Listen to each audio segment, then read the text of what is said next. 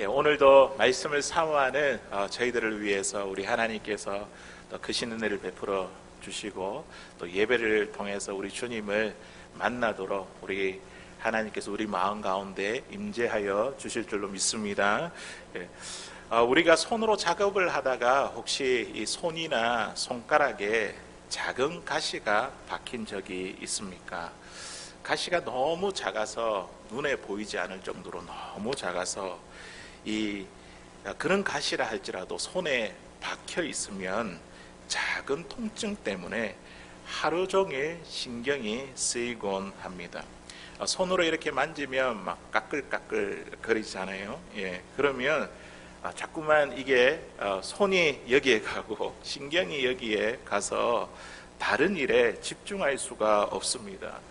어떻게 했으든지 간에 내 손 안에 있는 작은 가시를 빼어내야지, 아니면 바늘이나 뭔가를 도구를 갖고 와서 빼어내야지 내가 다른 일에 집중할 수가 있습니다. 그런데 우리가 눈에 보이는 가시만 우리의 몸을 아프게 하는 것이 아니라 눈에 보이지 아니하는 가시도 우리의 마음을 굉장히 아프게 만듭니다. 그 가시에 찔리면 우리 마음이 참 어렵고 또 괴로우며, 마음에 찌르는 그 가시 때문에 우리가 눈물을 흘리며 밤잠을 이루지 못할 때도 있습니다. 이처럼 가시는요, 이렇게 찔리면 참 아프고 또 괴롭게 만들며 또 우리를 고통스럽게 만듭니다.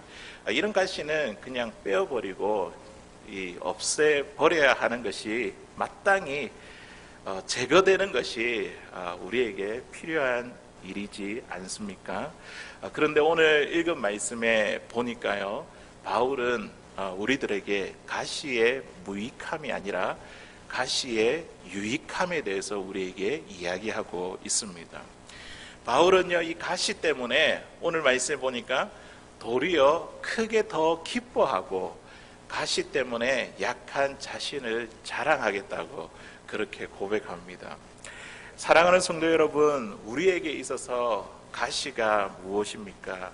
내가 내 마음으로 콕콕 찌르는 이 아픔을 가지고 하나님께 늘 기도해 왔는데, 그럼에도 불구하고 걱정과 염려로 나의 눈에 눈물을 이렇게 흐르게 만드는 것은 무엇입니까?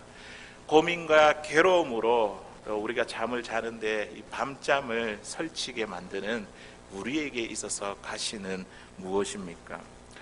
가시가 제거되기 위해서 우리가 기도해 왔지만 여전히 하나님께서 우리 안에 이 가시를 허락하신 이유가 무엇일까요? 가시가 정말로 유익할까요? 오늘 이 바울이 이야기한 것처럼. 아니면 나도 바울처럼 가시 때문에 크게 기뻐할 수 있을까요? 가시 때문에 쇠약해진 나를 하나님 앞에 자랑할 수 있을까요? 오늘 이러한 질문들을 가지고 가시의 유익이라는 제목으로 같이 하나님의 말씀에 은혜를 나누기를 원합니다.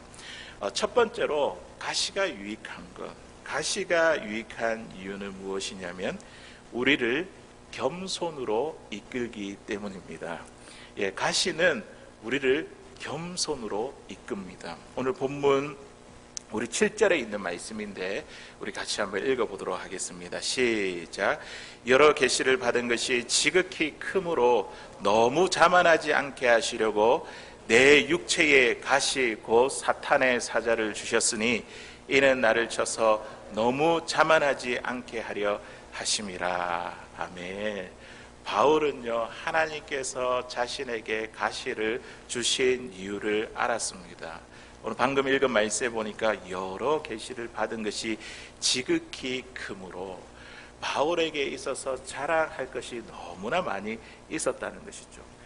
자랑할 것 많은 바울에게 우리 하나님은요, 자만하지 말라, 교만하지 말라, 자기를 높이고 자기를 주장하지 않게 하기 위해서 그에게 가시를 주셨습니다.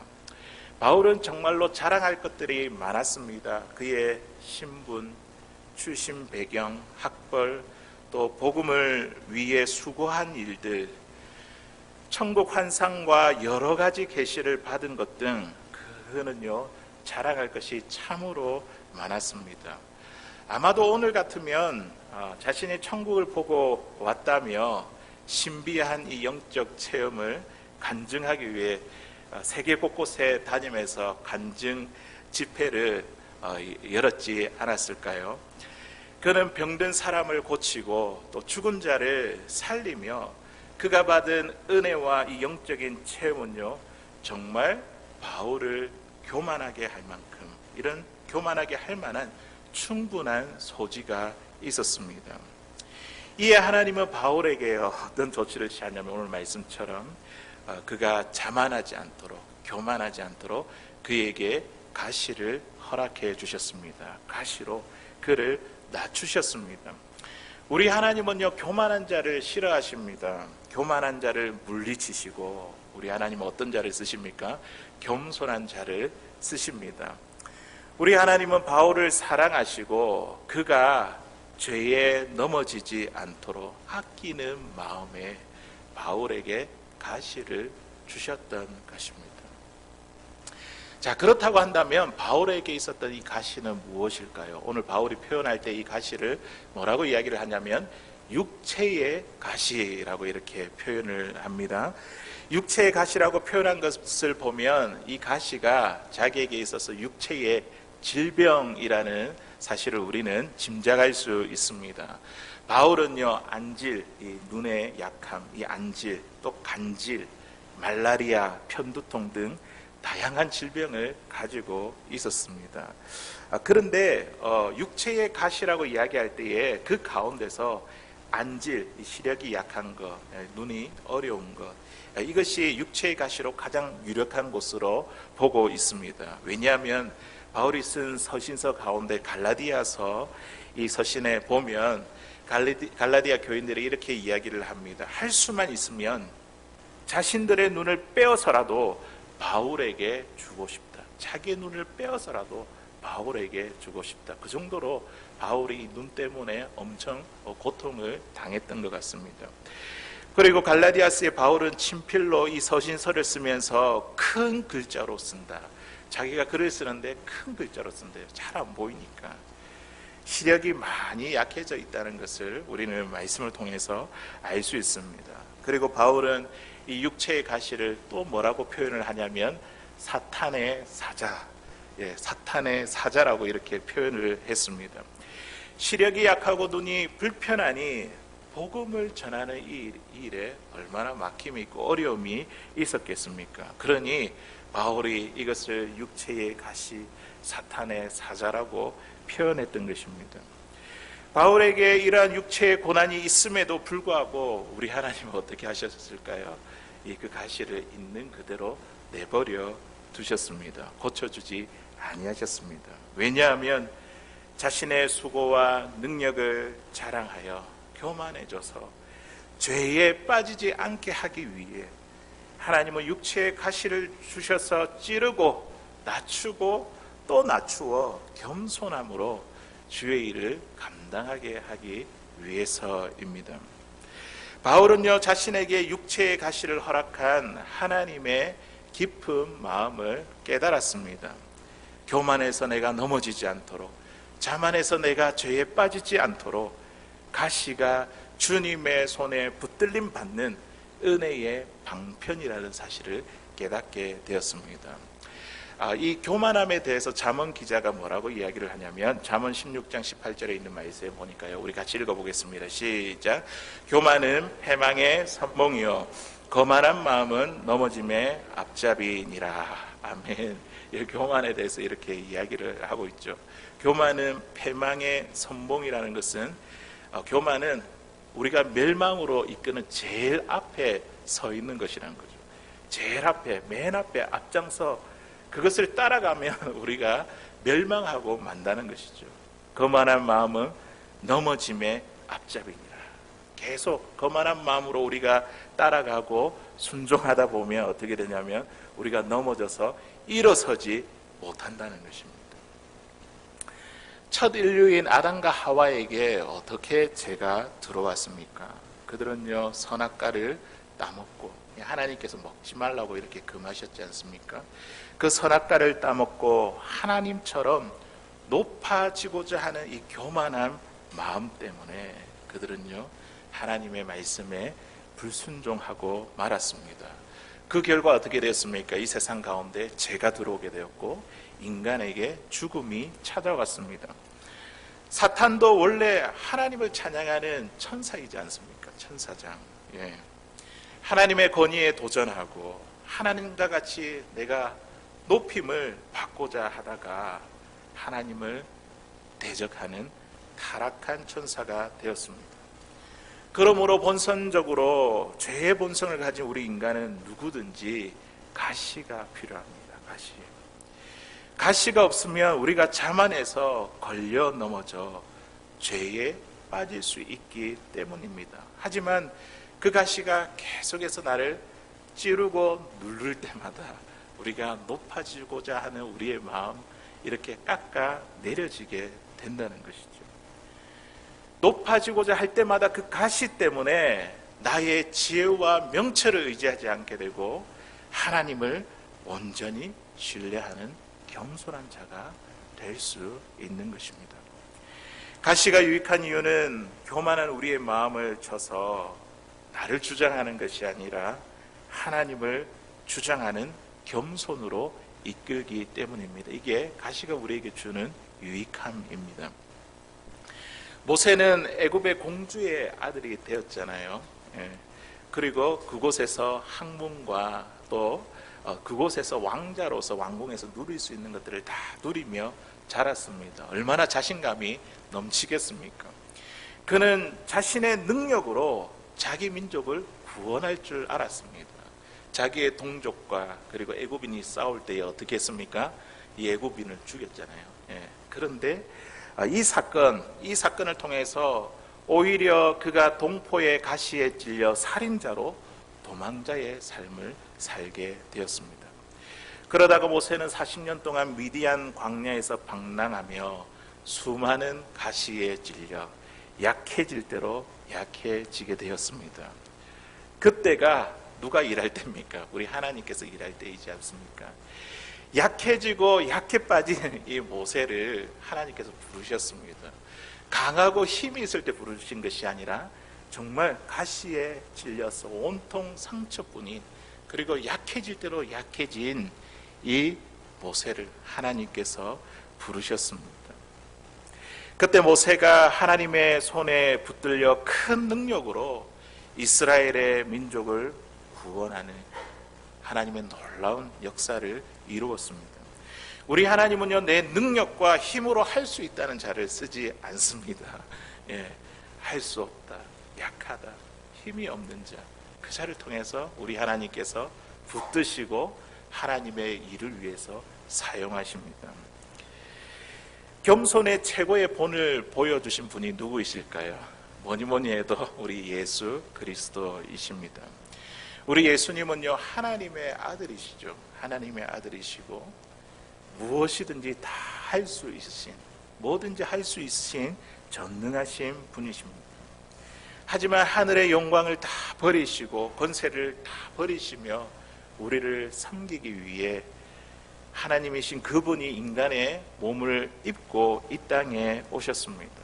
사람들에게 미움과 비난과 손가락질을 받고 얼굴에 침뱉음과 옷벗김을 당하셨습니다. 머리에는 가시관, 양손에는 못, 양발에도 못, 허리에는 창이 찔리고 온갖 수치와 모욕을 다 당하시고 십자가에 달려 죽으셨습니다. 예수님은 이 십자가라는 이 가시로 죽음에 이르기까지 예수님은 낮아지셨습니다. 우리가 예수님의 지극한 이 겸손을 통해서 우리가 죄 용서함을 받았지 않습니까? 예수님의 지극한 그 겸손을 통해서 우리는요, 우리의 인간의 죽음의 문제가 해결되었습니다. 예수님의 겸손 때문에 저와 여러분들이 영원한 생명을 얻게 되었습니다. 이것이 바로 저와 여러분들에게 복음입니다. 복음. 사랑하는 성도 여러분, 저와 여러분들에게 있는 육체의 가시가 무엇입니까? 우리를 아프게 하고 괴롭게 하며 우리를 고통스럽게 만드는 것은 무엇입니까? 바울처럼 육체의 질병일 수도 있고, 또 우리 가정에 가서 부부 관계나 또 자녀들과의 관계일 수도 있습니다. 아니면 직장에서, 사업장에서 직원들, 동료들과 함께 일하는 사람들과의 관계일 수도 있습니다.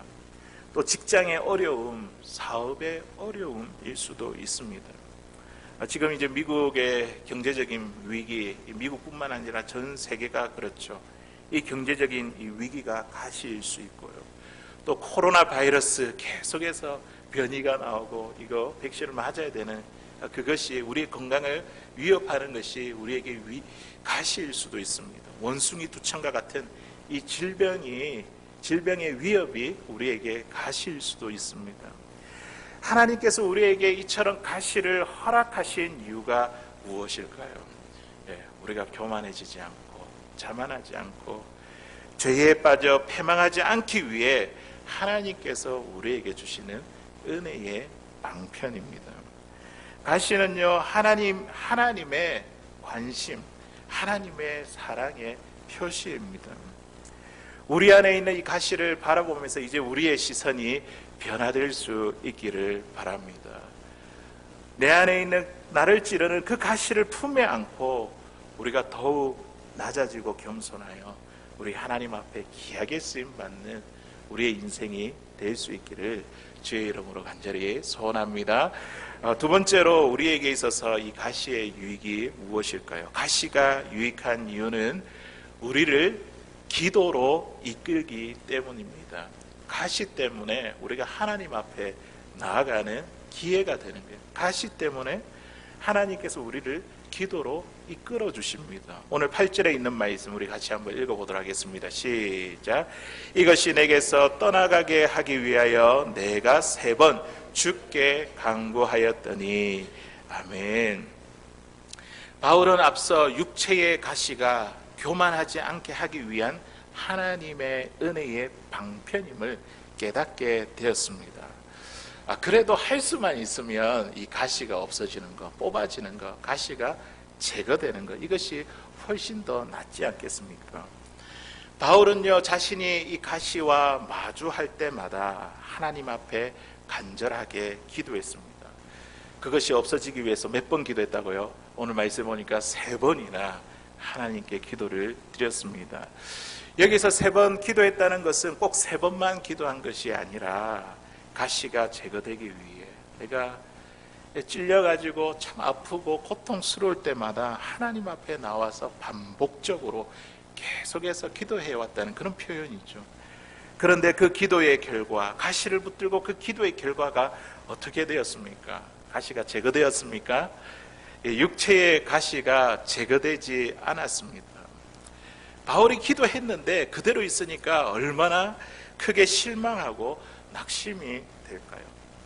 내가 다른 사람을 위해서 기도할 때에는 그 병도 고치고 떠나가고, 또 죽은 사람을 위해서 기도했을 때에 그 사람이 살아나는, 또 귀신이 떠나가는 그런 은혜의 역사가 나타났는데, 본인은 진작 자신의 병을 가지고 3번이나 기도했지만 자신의 질병은 낫지 않았습니다. 자신의 질병이 낫지 않았지만 기도의 응답을 받았습니까? 아니면 받지 못했습니까? 우리 성도님들 한번 생각해 보십시오. 바울이 3번이나 기도했는데 기도의 응답을 받았습니까? 받지 못했습니까? 우리 받았다고 생각하시는 분, 예. 받지 못했다고 생각하시는 분, 예. 예, 우리 성도님들 보니까 다 믿음이 좋으신 것 같아요. 예. 예. 그가 병이 낫지 못했다 하더라도 기도의 응답을 받았죠. 예. 병이 낫지 못한 것이 기도의 응답이었습니다. 하나님은요, 바울에게 이렇게 응답했습니다. 내 은혜가 내게 족하다. 예. 하나님의 은혜가 너에게 족하다고 그렇게 응답하셨습니다. 하나님 그 기도를 들으시고 친절한 거절로 응답해 주셨습니다. 육체의 가시가 너에게 유익하니 너는 이것을 받아들여라. 이렇게 응답하셨습니다. 너는 그 가시를 가지고 너의 연약함을 가지고 하나님 앞으로 나오라. 나에게 나오라고 기도로 초청하셨습니다. 하나님 초청장을 보내신 것이죠. 가시를. 그 가시 가지고 나에게 나오너라. 기도로 초청하셨습니다. 가시가 유익한 이유는 우리를 기도로 이끌기 때문입니다. 사랑하는 성도 여러분, 우리가 생각할 때에 참 가시 우리를 찌르는데 이왕이면 하나님 좀 뽑아주시면 제거해 주시면 우리가 훨씬 좋을 것 같습니다. 복음을 전하는 데도 방해가 되는데, 하지만 하나님의 생각은 우리의 생각과 다르십니다. 하나님은 바울에게 육체의 가시가 너에게 더 유익하다, 필요하다, 하나님은 이렇게 보셨습니다. 가시를 통해 너가 더 간절하게 나에게 나와서 기도할 수 있다. 가시를 통해 하나님께 도움을 구하고 의지하는 통로가 된다. 가시의 유익함에 대해서 바울에게 이야기하셨습니다. 가시는 간절한 기도로 이끕니다.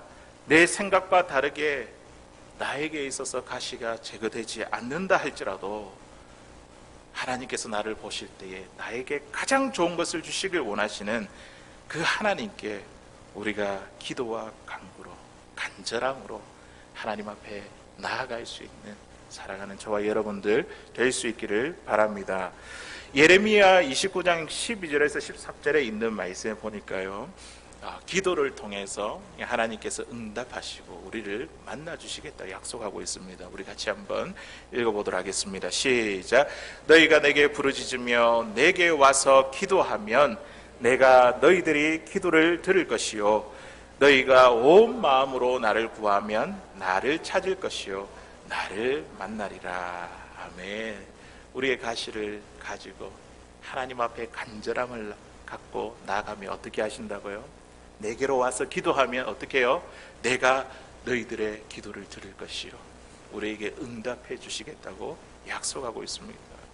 가시를 가지고 온 마음을 다해서 나에게 구하면 어떻게 하시겠다고요? 나를 찾게 될 것이고 내가 너희를 만나 주실 것이다. 그렇게 약속하셨습니다.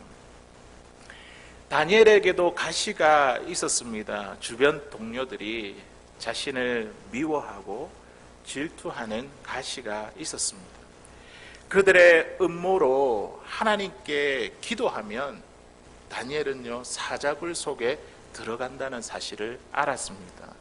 그럼에도 불구하고 다니엘이 어떻게 했습니까? 늘 하던 대로 예루살렘을 향하여 창문을 활짝 열고 하루에 3번씩 하나님 앞에 간절히 기도드렸습니다. 말씀을 보니까 감사하며 기도를 드렸습니다. 우리가 생각할 때 감사할 것이 없는데 그런데 하나님께 감사하며 기도를 드렸습니다.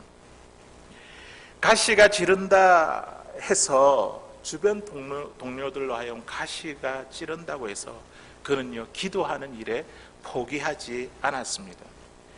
주변 동료들이 고발할 것을 알면서도 더 힘써서 하나님 앞에 나아갔습니다. 비록 사자굴 속에 들어가는 그런 어려운 위기를 만났지만 하나님은 다니엘을 위기 가운데 건져 주셨습니다. 다니엘을 높여 주셨습니다. 이것이 바로 기도의 능력이 아닐까요? 가시는요 하나님이 우리를 부르시는 초청장입니다. 기도해라고 우리에게 나오라고 우리를 이끄는 초청장입니다. 예수님도 십자가라는 가시를 앞두고 겟세마네 동산에서 3번, 우리 예수님도 3번 기도하셨습니다. 할 수만 있다면 이 죽음의 잔에서 지나가게 해달라, 이 죽음의 잔을 지나가게 해달라고 그렇게 기도드렸습니다. 하지만 기도하면 기도할수록 하나님의 뜻이 선명했죠. 죽음의 잔을 지나가는 것이 아니라 죽음의 잔을 마시는 것이었습니다. 그러면서 예수님께서 기도하신 것이 무엇입니까? 나의 원대로 마옵시고 아버지의 원대로, 아버지의 뜻대로 되기를 원합니다. 예수님은 3번 하나님 앞에 나아가는 그 간절한 기도를 통해 담대함을 얻었습니다. 이제 더 이상 십자가를 무서워하거나 그 십자가를 두려워하지 않았습니다. 마가복음 14장 42절에 보니까 예수님의 심경이 기도를 통해서 완전히 바뀌었습니다. 어떻게 말하냐면 일어나 함께 가자. 보라 나를 파는 자가 가까웠도다.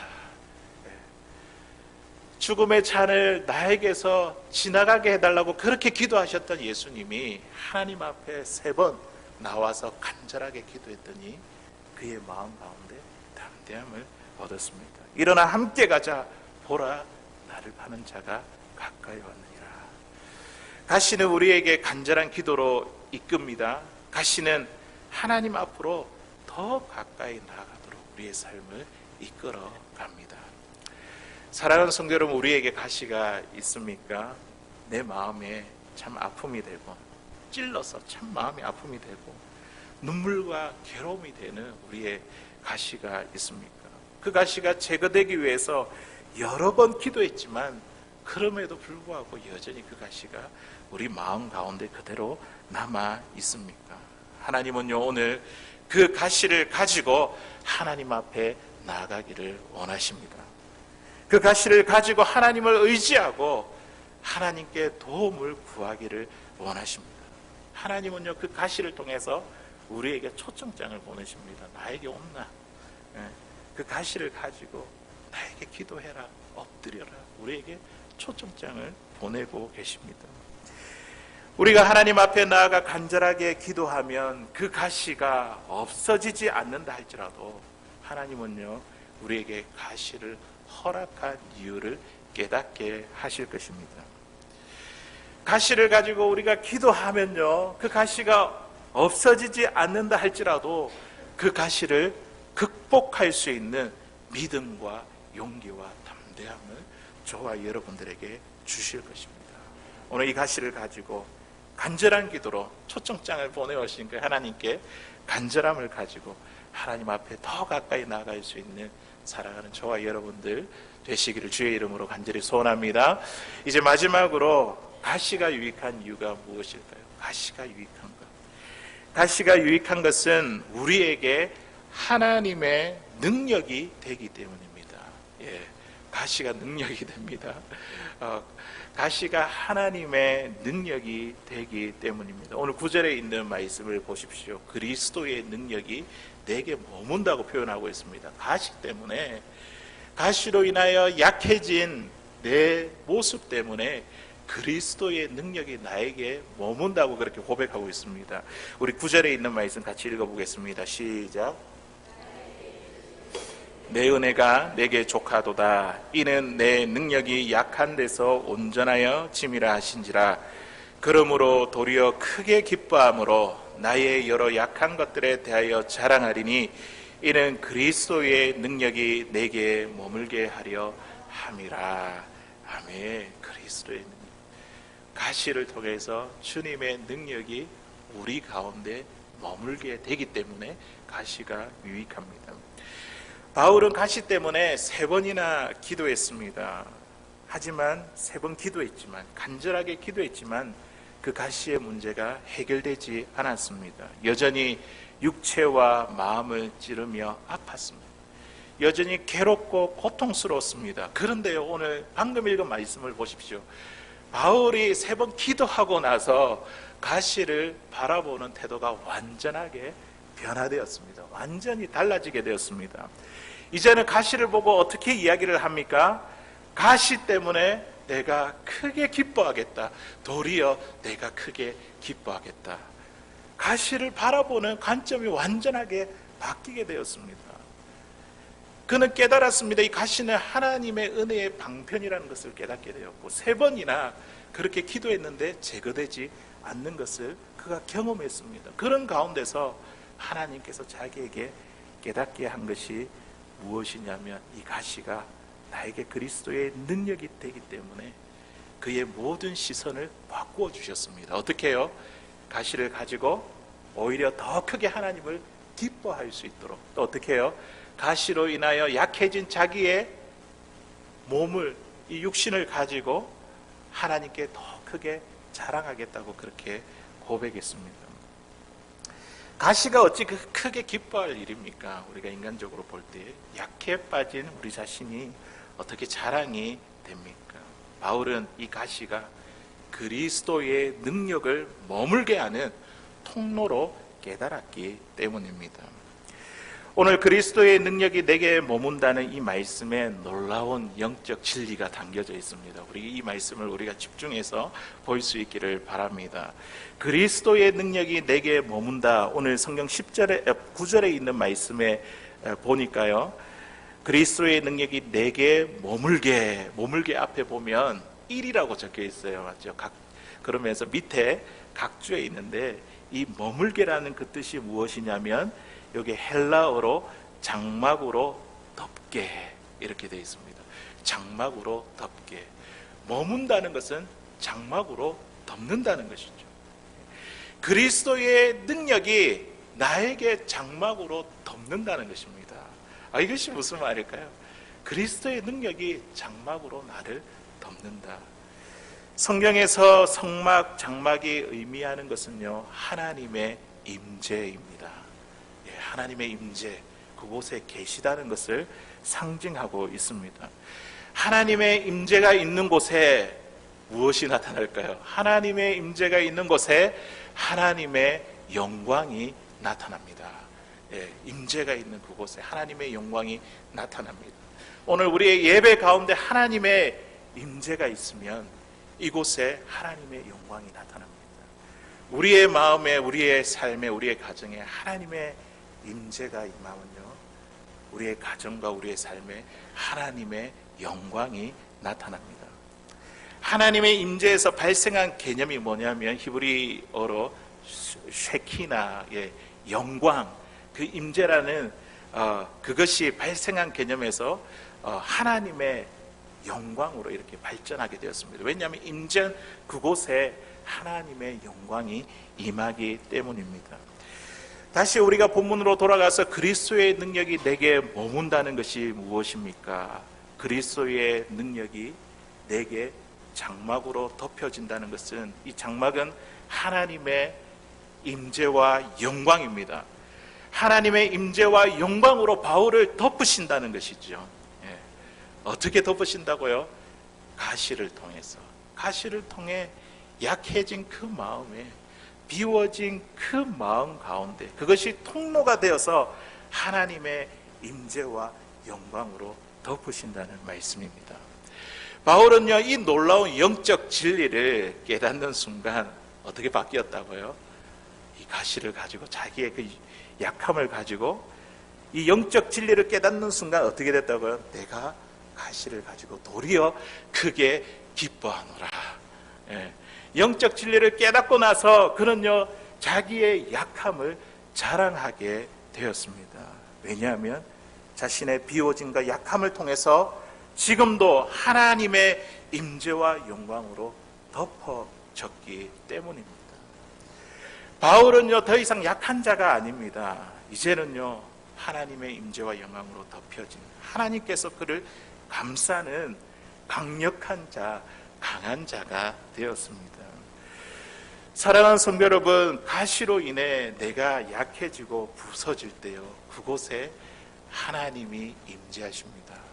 그곳에 하나님의 영광으로 덮어주십니다. 하나님의 임재와 영광은요, 그것은 곧 하나님의 능력입니다.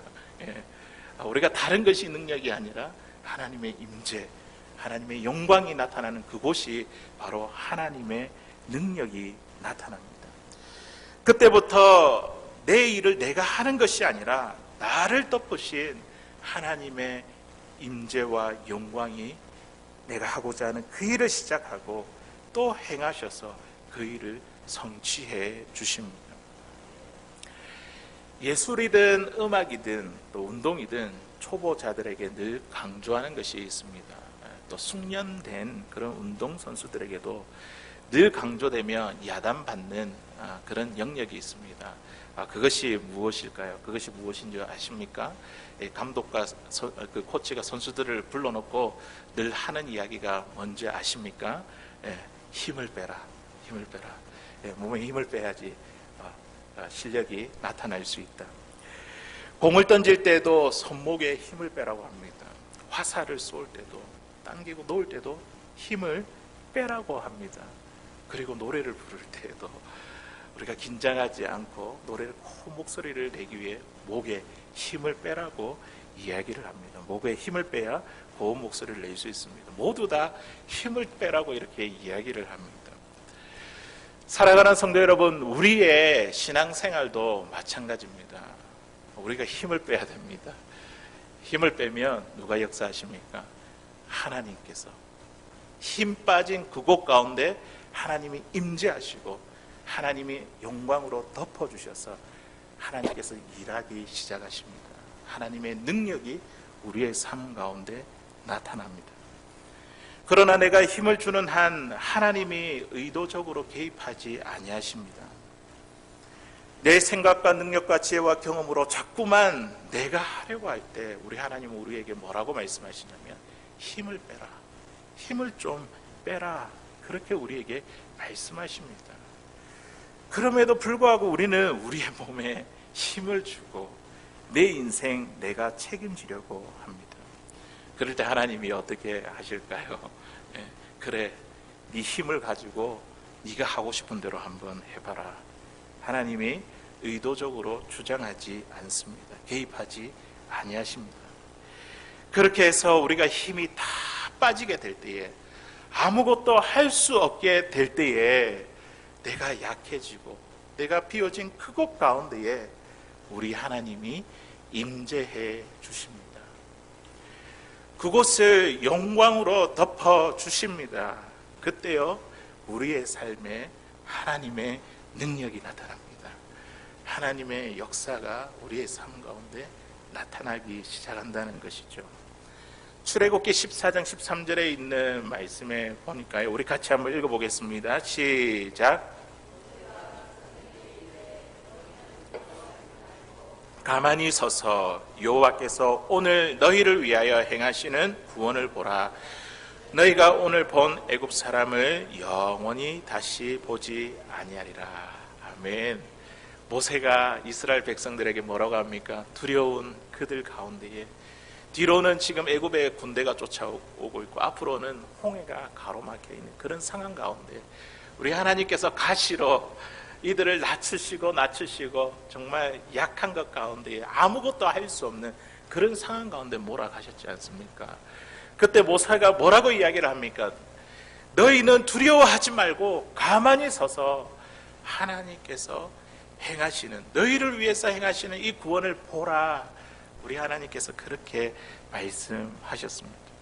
힘이 다 빠져 아무것도 할 수 없는 그때에 우리 하나님은 그곳에 임재하시고 또 영광을 덮으시며 그곳 가운데 하나님의 역사가 나타날 수 있도록 하나님께서 능력을 부어 주시는 줄로 믿습니다. 바울은 하나님은 이 바울을 통해서요, 하나님의 자신의 능력을 나타내기 위해 정말 지독하게 육체의 가시로 그를 낮추셨습니다. 바울이 자기를 자랑하고 싶고 또 높아지고자 하는 그 꾸물꾸물거리는 그 마음이 올라올 때마다 하나님은요, 가시로 그를 낮추시고 그가 비워지고 약해진 곳 가운데에 하나님의 임재와 영광으로 그를 덮으셨습니다. 연약한 바울의 삶에 위대한 하나님의 능력이 나타났습니다. 이것이 바로 가시가 우리에게 주는 유익함입니다. 세상은요, 강력한 리더십을 좋아합니다. 강해져라, 담대하라, 지배하고 다스리고 주관하라. 강력한 리더십에 열광하고 그 리더십에 뒤따라갑니다. 하지만 하나님 나라의 리더십은 어떠할까요? 이 세상이 말하는 가치관과 리더십과 정반대입니다. 더 낮아져라, 겸손하라, 다른 사람을 나보다 더 낮게 여기라, 섬기는 자가 되어라, 참으라, 온유하라, 선으로 악을 이기라. 모두 다 약함을 드러내는 리더십입니다. 이러한 약한 리더십에 우리 하나님이 임재하십니다. 하나님의 영광으로 덮으십니다. 우리의 약함을 통해 강력하신 하나님의 능력이 나타나게 됩니다. 성도들은요, 우리 담임 목사에게 강력한 리더십을 가지고 교회에서 목회하기를 원합니다. 왜냐하면 교회를 염려하고 걱정하는 그 마음이죠. 목사님, 제발 약한 모습 보이지 마세요. 성도들에게 약한 모습 보이지 마세요. 강력하게 성도들을 이끌어 목회하십시오. 그런데요, 강한 것이 교회를 이끄는 것이 아닙니다. 우리 하나님은요, 담임 목사의 약함을 통해 그리스도께서 이 교회를 이끌어 가십니다. 약함을 통해 하나님의 임재와 영광을 덮으셔서 하나님의 능력으로 우리 교회를 이끌어 가십니다. 사랑하는 성도 여러분, 우리가 힘이 너무 많이 들어간 것은 아닙니까? 오늘 하나님께서 저와 여러분들에게 힘을 빼라고 우리에게 말씀하고 계십니다. 우리의 가정에서도, 또 우리의 직장에서도, 사업장에서도 하나님은 우리에게 힘을 빼라, 그렇게 우리에게 말씀하십니다. 힘을 빼야지 우리가 약해진 곳 가운데에, 비어진 곳 가운데에 우리가 하나님의 임재로, 또 하나님의 영광으로 충만하게 됩니다. 인위적이고 사람의 힘에 의해서 분위기가 만들어지는 교회가 아니라 성령님이 주시는 그 기쁨과 그리스도의 강력한 통치로 하나님의 임재와 영광이 나타나는 우리 덴버 소망교회, 또 우리 성도님들의 가정, 우리 성도님들의 일터, 사업터, 직장이 될 수 있기를 주의 이름으로 간절히 소원합니다.